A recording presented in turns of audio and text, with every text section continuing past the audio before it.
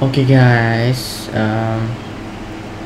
di video kali ini mungkin agak berbeda ya. Jadi di video kali ini saya akan membagikan tutorial cara mengupdate atau mengupgrade atau menginstal firmware OpenWRT ke eMMC-nya si STB ya, atau ke memori internalnya ke STB. Di sini saya akan sudah lumayan bosen ya menggunakan versi yang 21 ini ya. Buka dulu. Nah, saya di sini sebelumnya saya menggunakan OpenWRT versi 21.02.3 ya. Dan ini pemakaiannya saya sudah cukup lumayan lama ya. Dan di sini saya menggunakan STB S905X ya, atau saya menggunakan HG680P. Oke, seperti itu. Untuk pertama-tama ya, kita siapkan satu flash disk ya, atau memory card ya. Kalau misalkan untuk memory card, kalian bisa menggunakan card reader ya, card reader. Nah, yang seperti ini. Kalau saya di sini menggunakan flash disk ya, jadi saya colokan dulu ya. Kita akan colokan dulu si flash disk atau card readernya, lalu kita masuk ke Balena Etcher. Oh iya, untuk softwarenya ini kalian bebas ya, mau menggunakan Rufus, Balena Etcher, atau yang lainnya. Jadi software yang membuat bootable pada flash disk atau memory card yang menggunakan card reader ya. Saya di sini akan mengupgrade ya versinya, dan saya sudah menyiapkan juga firmware-nya, yaitu dari Bang Rere ya. Kalau kalian menggunakan Balena Etcher, silahkan kalian ikuti saja ya. Dan di sini posisinya saya sudah mencolokkan flash disknya ya ke komputer saya. Pertama kita klik yang flash from file, lalu kita arahkan ke file yang akan dibootable-kan ya ke flash disk, dan nantinya akan diinstalkan ke STB kita. Kita klik yang OpenWRT yang ini ya. Saya akan menggunakan yang versi ini, versi 22 ya. Sebelumnya kan saya di sini menggunakan yang versi 21 ya. Oke, kita klik open. Nah, untuk selanjutnya pilih target ya. Jadi kita pilih flash disknya ya, flash disk mana yang kita akan gunakan sebagai bootable firmware OpenWRT ya. Kita select, lalu kita flash, kita klik yes. Nah, di sini si Balena Etcher ini dia sedang mengekstrak ya file OpenWRT-nya ini ke dalam flash disk ya. Seperti itu. Kita tunggu saja.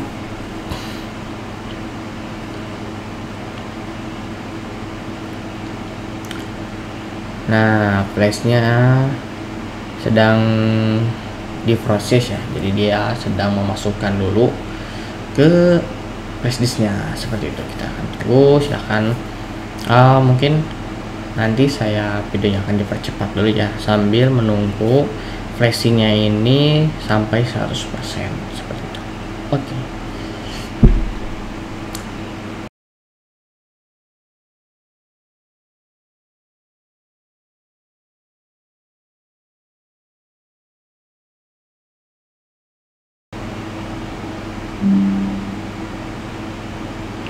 Oke, untuk flashingnya dia sudah selesai ya.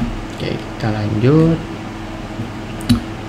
Flash complete ya. Oke, kita langsung close saja, dan kita akan dia sudah tidak terdeteksi ya. Jadi si flash disk ini dia sudah ganti format ya, ke format yang didukung oleh si STB ini. Untuk selanjutnya kita akan cabut ya flash disknya yang sudah kita bootable. Oke. Nah, ini ya untuk flash disknya saya di sini sudah dicabut flash disknya, dan saya akan coba masukkan ke port USB-nya si STB ini ya. Oke.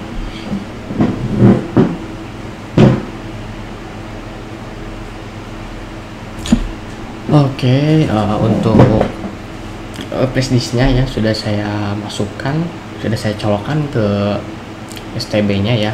Dan untuk langkah selanjutnya kita akan mematikan si STB-nya, jadi biarkan dia booting melalui si flash disk tersebut seperti itu. Saya akan coba untuk mematikan STB-nya. Oke, seharusnya dia sudah tidak bisa di ping ya ke web UI-nya. Oke, di sini sudah gagal ya. Jadi si STB sudah berhasil dimatikan, sudah tidak bisa diakses. Lalu kita hidupkan kembali.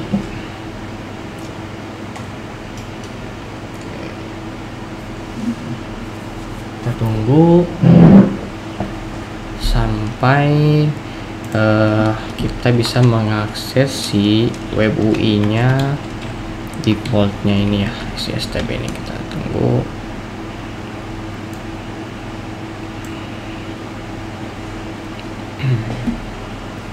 Sampai tulisannya reply ya nanti. Oke, di RTO masih booting ya kayaknya.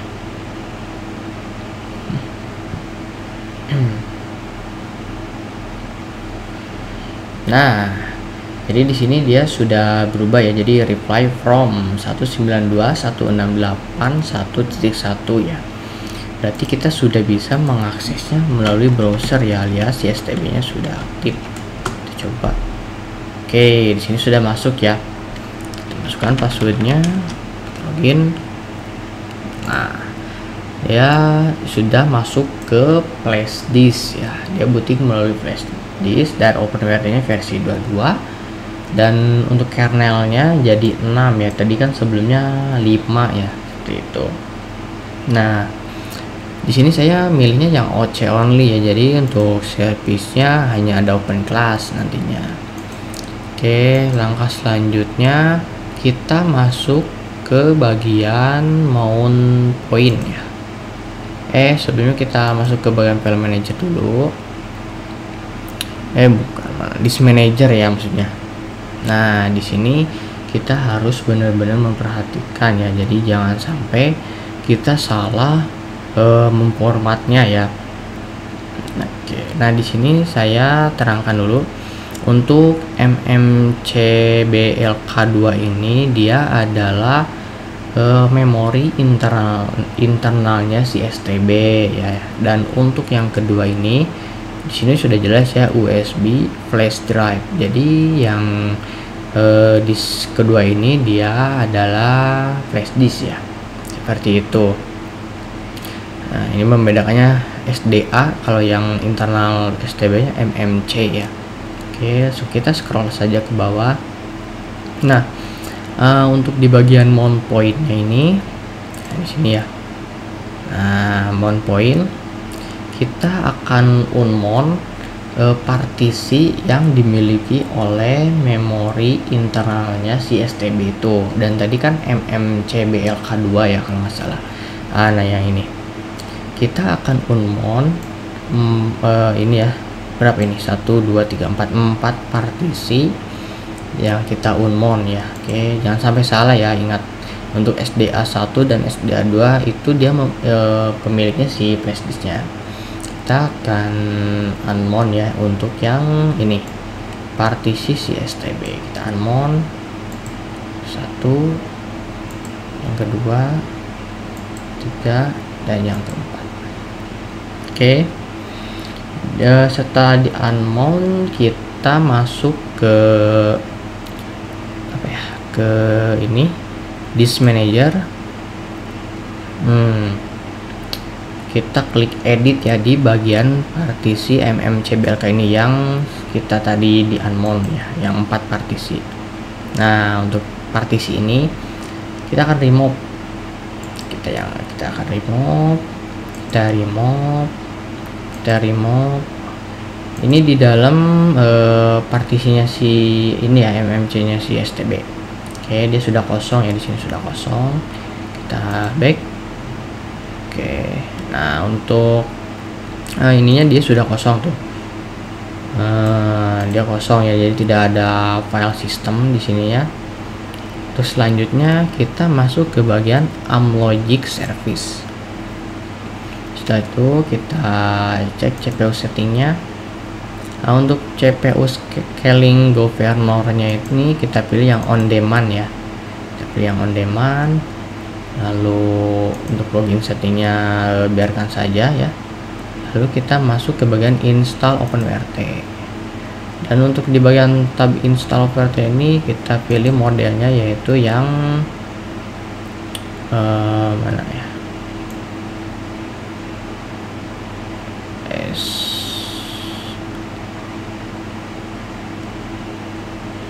Nah, yang ini ya. Jadi untuk modelnya ini sesuaikan dengan STB nya yaitu HG680P ya. Setelah itu kita akan klik install OpenWrt dan pilih OK. Kita tunggu. Nah, proses installing ini membutuhkan waktu ya. Jadi kita akan tunggu lagi sampai dia benar-benar berhasil 100% ya. Jadi sistemnya ini seperti ini guys.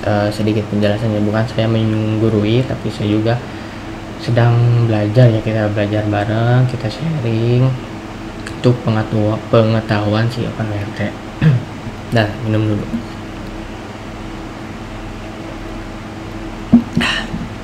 Oh ya, pastikan ini selagi kita proses installing atau copy ya flash disk dan firmware-nya ini, pastikan keadaannya diam, tidak terkena goncangan-goncangannya.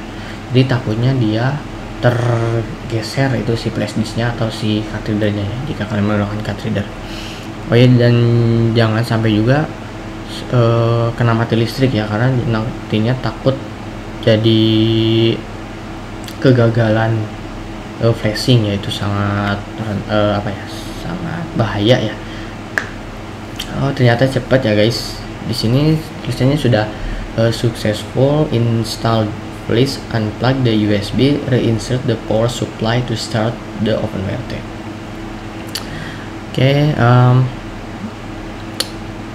kita akan cabut USB-nya ya. Cabut USB-nya, lalu kita matikan powernya. Oke, kita akan cabut. Nah, untuk flash disk-nya sudah saya cabut ya. Ini lumayan panas karena dia ada proses copy file. Selanjutnya saya akan cabut untuk power STB. Oke, kita tunggu dulu ya. Tunggu dulu biar ada istirahat. Nah, nih, ini power STB-nya ya, adaptornya ke sana. Jadi dia di sini dia sudah tidak bisa ngeping ya. Jadi alias si STB kita sudah benar-benar mati. Dan kita coba reload, harusnya error ya, nggak bisa diakses. Oke, dia benar. Nah, kita akan coba untuk mencolokkan kembali si power ini ke STB-nya ya.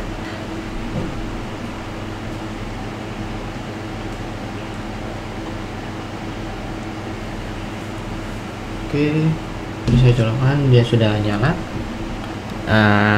Kita akan coba ya, tunggu lagi sampai si ininya pingnya ini dia reply from 192.168.1.1 lagi ya. Kita tunggu. Ini posisi saya tidak menggunakan flash disk ya, flash disknya sudah saya cabut. Oke, kita tunggu dulu guys.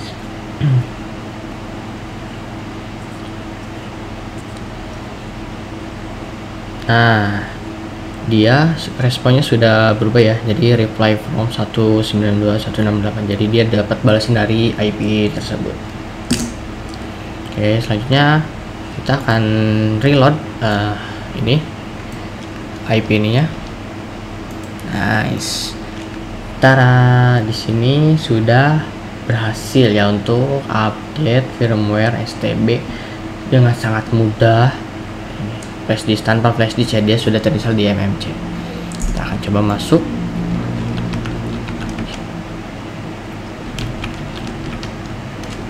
Untuk passwordnya default ya, Indonesia. Nah, OpenWRT sudah versi 22.03, hanya OC only alias open class doang ya. Kernel versi 6, suhunya lumayan turun ya. OC only ya di sini. Oke, kita cek bagian disk manager. Nah, untuk di disk manajernya dia hanya satu dan terbacanya MMC BLK2. Jadi dia hanya ada memori internalnya aja ya. Seperti dia sudah terinstall, sistemnya sudah ada. Oke, lagi ya, udah segitu saja. Ada fitur-fitur baru juga ya, dia sudah ada net detector dan bisa melihat sinyal dari modem. Nanti kita akan coba juga. Oke, disk manager, startup, software, sistem, preview, dan net monitornya sudah update tampilannya. Nah, preview. Nah, mungkin tutorial segitu saja. Oh iya, untuk tutorial ini sangat-sangat riskan ya, karena dia merubah atau mengganti firmware-nya. Jadi hati-hati, jangan sampai salah, apalagi saat kita menyeting di bagian mount point sama yang disk manager ini ya. Ini perlu diperhatikan sekali, soalnya jangan sampai salah, takutnya nanti salah jadi dia jadi boot loop yang nggak bisa masuk ke WebUI nya, nantinya bakal susah sih itu. Oke, segitu saja untuk videonya. Sekian dari saya. Jangan lupa like, comment, share, and subscribe.